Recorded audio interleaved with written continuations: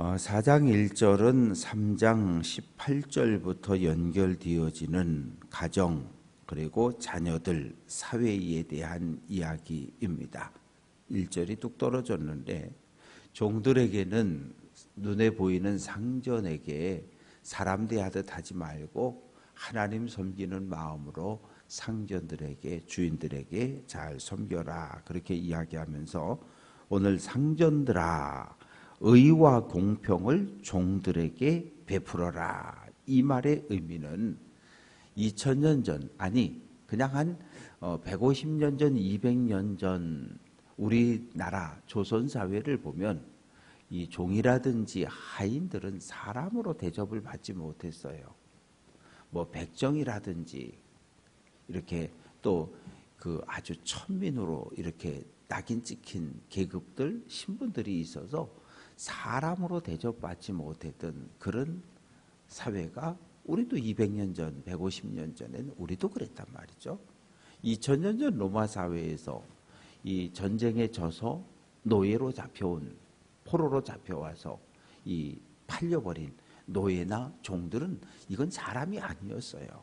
그냥 말을 알아듣는 짐승이었고 일만 하는 짐승이었어요. 그렇게 대우받던 사회였는데 상전들아, 주인들아, 종과 노예를 부리는 주인들아, 종들에게 의와 공평을 베풀어라.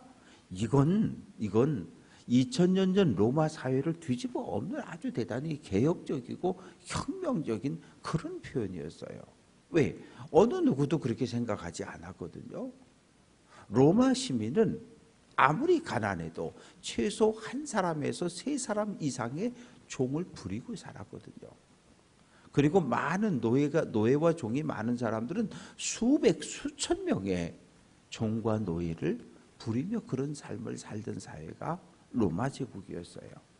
로마 사회는 이 종들이 없으면, 노예가 없으면 단 하루도 돌아가지 않는, 그러니까 수백의 종들을 부리는 주인들은 뭐 하느냐? 그냥 밥 먹고 아고라라고 하는 시장 이쪽 한쪽 구석에 모여가지고 인생이 어떻고 정치가 어떻고 이런 이야기를 주고받는 거죠. 200년 전 조선사회가 양반들은 하는 일이 없잖아요. 아침부터 저녁까지 종들이 다 해다 바치니까 뭐 밭에 나가 일을 하는 것도 아니고, 그러니까 뭐 하는 거예요? 서당에 모여서 정치가 어떻고 나라가 어떻고 뭐 이러면서 똑같습니다. 똑같아요.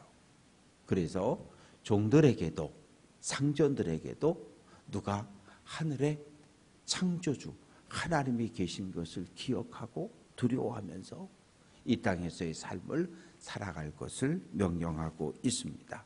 이게 우리가 지금 읽을 땐 별거 아닌 것 같지만 2000년 전 로마 제국에서 이런 설교를 했다라고 하는 것은 대단한, 아주 충격적인, 예수님의 말씀과 버금가는 충격적인 선언입니다. 이제 2절부터 4절까지 말씀 속에 깨어서 기도하고 우리를 위해서 중보 기도를 해달라. 기도할 때는 2절 말씀 보면 기도를 계속하라고 하는 것은 뭐 잠깐 기도하다가 멈췄다가 또 하고 그러지 말고 늘 깨어 있으라는 거예요. 늘 계속해서 기도를 놓지 말라는 거예요. 왜? 꼭 교회 와야만 기도하는 건 아니잖아요. 운전하고 가면서도 우리 속해 아무개 권사님, 하나님 축복해달라고 그러고, 병원에 입원했는데 고쳐달라고 그러고, 이 짧게 존 웨슬리 목사님이 우리에게 가르쳐 주신 좋은 유산, 화살기도 10초, 20초의 짧은 기도를 우리는 일상의 삶 속에서 길을 걸어가면서 할 수도 있고요, 밥을 하면서 할 수도 있고, 늘 할 수 있는 기도를 멈추지 말라는 거예요. 두 번째는 기도할 때는 감사한 마음으로 하라는 거예요. 어떻게 해야 감사한 마음이 생깁니까? 하나님께서 그동안 나의 삶에, 우리 가정에, 우리 교회에 베풀어 주신 은혜를 기억하면 감사가 나오는 거예요. 그런데 눈앞에 있는 현실만 보면 감사는 안 나와요. 왜? 감사할 일이 없으니까. 감사할 일이 별로 눈에 안 띄거든요. 그러나 지금까지 나의 전 삶을 통해서 베풀어 주신 하나님의 놀라운 은혜를 떠올리면 우리의 입에선 감사의 기도가 나올 수 있어요. 그리고 3절 우리를 위하여 중보기도 해달라는 거예요. 왜? 지금 감옥에 갇혀 있으니까 뭐 하라고? 풀려날 수 있도록. 풀려나면 뭐 하게요? 복음을 전하게. 내가 복음 때문에 예수 때문에 감옥에 갇혀 있는데 풀려날 수 있도록 기도해 달라는 거예요. 그러면 다시 복음을 전하겠다고 이야기합니다. 그래서 4절 풀려나면 내가 마땅히 할 말로써 이 비밀 예수 그리스도 복음을 계속해서 전하겠다고 이야기합니다. 이제 5절 6절 말씀에서 외인에 대하여 여기서 말하는 외인은 불신자예요.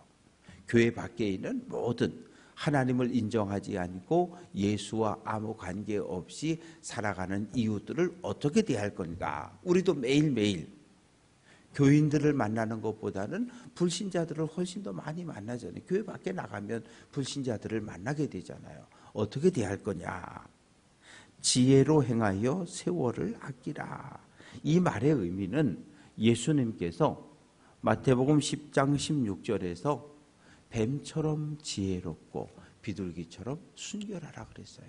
이 세상을 살아가는 지혜입니다. 이 세상에서 뱀처럼 지혜로워라. 왜?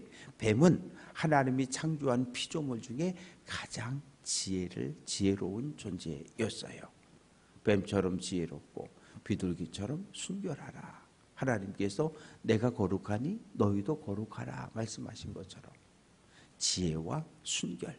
그런데 지혜라고 하는 것은 잠언에서 이야기하기를 하나님을 경외하는 것, 하나님을 사랑하고 하나님을 두려워하는 마음을 품고 살아가는 것, 이것을 지혜라고 이야기하고 있습니다. 그러면서 말할 때 어떻게 하라는 거예요? 은혜 가운데서 소금으로 맛을 냄과 같이. 이 소금이라고 하는 것은 부패를 방지해 주는 역할도 하지만 음식을 만들 때 소금을 얼만큼 넣느냐에 따라서, 소금을 아예 안 넣으면 이게 맛이 없어 먹을 수가 없고, 너무 많이 넣으면 짜서 못 먹고, 적당하게 소금의 양을 조절하면 아주 맛을 낼 수 있는. 그러니까 말과 행동을 할 때에 조심하라는 거예요. 너무 과하지도 말고 너무 모자르지도 않고. 그래서 이웃들과의 관계 속에서 지혜로운 삶을 살아갈 것을 권면합니다. 이제 7절부터 9절까지 말씀 속에서는 두 사람을 소개하고 있는데 첫 번째가 두기고라고 하는 사람입니다. 두기고는 바울의 3차 전도 여행 때 등장해서 바울과 함께 사역했던 일꾼인데, 사랑받는 형제라고 하는 것은 예수 안에서 형제가 되었다는 거고요. 신실한 일꾼, 믿을 수 있는, 신뢰할 수 있는 사람이라는 거고요. 주 안에서 함께 동역자가 되었다는 거예요.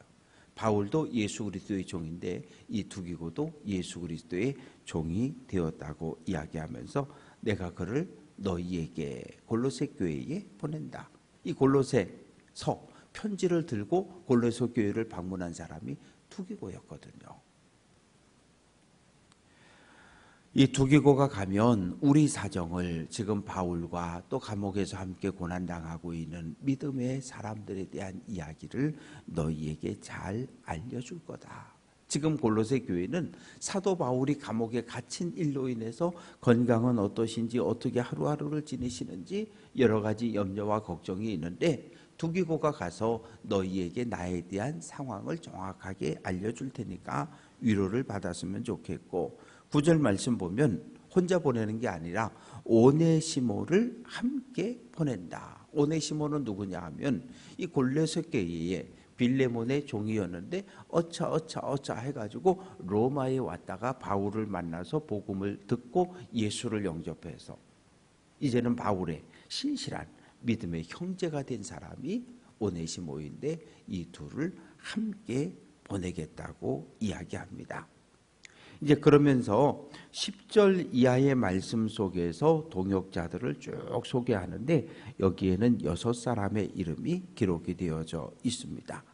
10절 나와 함께 갇힌 아리스다고라고 하는 이 사람은 이 사도 바울이 3차 전도 여행 때 에베소에 갔었는데 사도 바울이 아데미 여신 뭐 다 이거 헛것들이고 오직 창조주 하나님 예수 그리스도를 전하니까 이 아데미 여신의 신상과 아데미 신전의 모습을 은으로 만들어서 팔아먹는 그 사람들이 화가 났어요. 그래서 바울을 잡으라고 막 그냥 에베소 시내를 뒤지고 다닐 때 바울은 못 잡았고 그때 잡혔던 사람이 아리스타고입니다. 가이오와 아리스타고 두 사람이 잡혀서 큰 곤욕을 치른 일이 있었는데 그 아리스타고 함께 지금 옥에 갇혀 있다는 거예요. 또 누가 있습니까?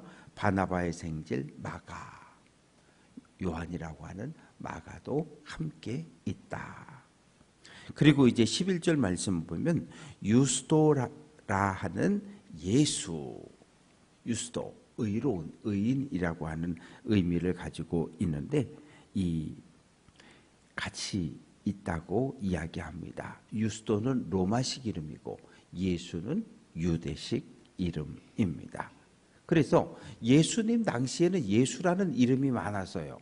우리나라 이 시대 보면 대통령의 이름을 딴 이름들을 많이 자녀들에게 물려주어서 이 대통령의 이름들이 그 시대마다 많이 있어요. 그런데 예수라고 하는 이름이 예수님 당시 조금 지나서까지는 많이 있었어요. 그런데 이 로마의 박해가 본격적으로 시작되는 주후 2세기경부터는 유대 사회에서 예수라는 이름이 사라집니다. 왜? 예수라는 이름 자체가 로마 제국에 반발하는 이런 상징적인 이름이 되었기 때문에 어느 부모도 자녀에게 예수라는 이름을 물려주지 않았던 거예요. 왜? 예수라는 이름을 물려주는 순간, 지어지는 순간 이 아이의 삶에 고통이 임할 것을 알기 때문에. 그래서 이 사람들은 할례를 받은 사람들인데 이들은 하나님의 나라 복음을 전하는 일로 나와 함께 동역하고 사역했던 사람들이라고 소개합니다.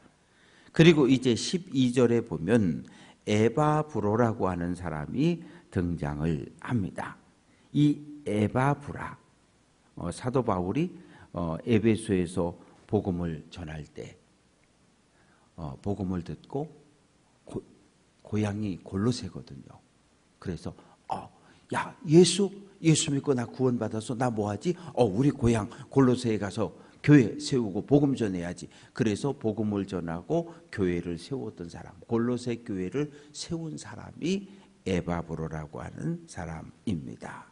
또 잘 알고 있는 이름이니까 알려주고 있고 13절 말씀 보면 너희와 골로새와 라오디게아 히에라볼리에 있는 자들을 위해서 많이 수고했다. 이 에바브로가 골로새에만 복음 전한 거 아니라 주변에 있는 히에라볼리, 라오디게아에도 그곳에 가서도 복음을 전하고 예수를 전했던 사람인 것을 내가 여러분에게 이야기합니다.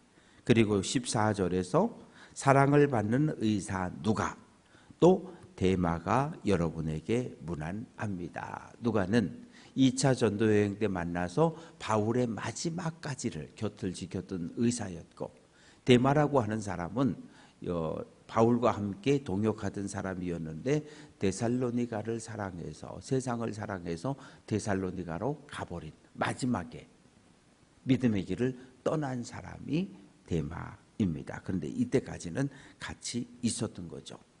그리고 그 당시에는 편지가 골로새 교회만 간 게 아니라 라오디게아 교회도 가고 에베소 교회도 가고 여러 교회의 편지가 이렇게 갔어요. 바울이 쓴 편지가. 그러면 춘천제일교회에 보내진 편지라 그래서 춘천제일교회만 읽었던 것이 아니라 주변에 있는 신성교회라든지 광장교회라든지 동원교회라든지 주변에 있는 교회들에 다 회람되었던 거예요. 왜? 그 주변 교회들이 상황이 똑같거든요. 춘천에 로마 제국의 박해가 임했는데 춘천제일교회만 박해받는 것이 아니라 광장교회도 동원교회도 춘천중앙도 다 신성교회도 비슷비슷해요. 상황들이. 그러니까 바울이 쓴 편지를 에베소에 보냈지만 그 편지가 한 바퀴 도는 거고, 골로새에 보냈지만 그 편지가 한 바퀴 도는 거고, 라오디게아에 보냈지만 그 편지가 한 바퀴 도는 거고. 그래서 그렇게 해서 계속해서 회람하면서 성도들이 바울이 쓴 편지를 통해서 믿음이 이거구나, 복음이 이거구나, 이래서 예수 믿어야 되는 거구나, 교회는 이런 공동체구나, 이런 것을 하나하나 배워갔습니다. 그리고 이제 16절 말씀 보면 15절에 보면 눈바라고 하는 사람과 등장하는데, 눈바는 여자였고 그 여자의 집이 교회였어요. 거기에도 문안을 한다. 이제 17절 말씀 보면 아키포라고 하는 사람이 등장하는데, 아키포에게 주 안에서 받은 직분을 삼가 이루라고, 받은 사명을 잘 감당하라고 전해주어라. 아키포가 누굴까? 첫 번째는 이 빌레몬의 아들이라는 주장도 있고, 아니면 두 번째는 골로새 교회 안에 있는 직분자의 이름일 수도 있고요. 더 이상의 이 자료는 남아있지 않습니다. 그리고 18절, 나 바울은 친필로 문안하노니 내가 매인 것을 생각해라. 내가 지금 복음 전하다 재판받느라고 로마 감옥에 갇혀 있는데, 이 골로새 편지는 내가 친필로 직접 쓴 거다, 이렇게 확인해 주는 이야기로 마무리하고 있습니다. 사도 바울과 아무 관계없는 교회가 골로새 교회입니다. 방문한 적도 없고 설교한 적도 없고. 그런데 에베소 교회에서 복음 전할 때 이 에바브라가 와서 은혜 받고 고향에 가서 복음 전에 세워진 교회가 골로새 교회. 바울은 골로새 교회 안에 거짓 교사가 들어와서 교회를 혼란케 한다는 이야기를 전해 듣고, 그리고 편지를 썼어요. 그게 골로새 교회입니다. 우리도 마찬가지지요. 거짓 교사가 2000년 전 골로새 교회를 흔들었던 것처럼 오늘날 이 땅에도 많은 이단과 재림 예수, 거짓 교사들이, 사이비들이, 이단들이 교회를 흔들고 세상을 유혹하고 있습니다. 그래서 우리가 두 눈을 똑바로 뜨고 정신을 차리고 깨어 기도할 수 있어야 해요. 그래서 가정을 지켜내고 교회를 지켜내고 속회와 선교회를 지켜낼 수 있어야 합니다. 이제 어제 저녁부터 설날 명절이 시작이 돼서 수많은 사람들이 이동을 시작했습니다.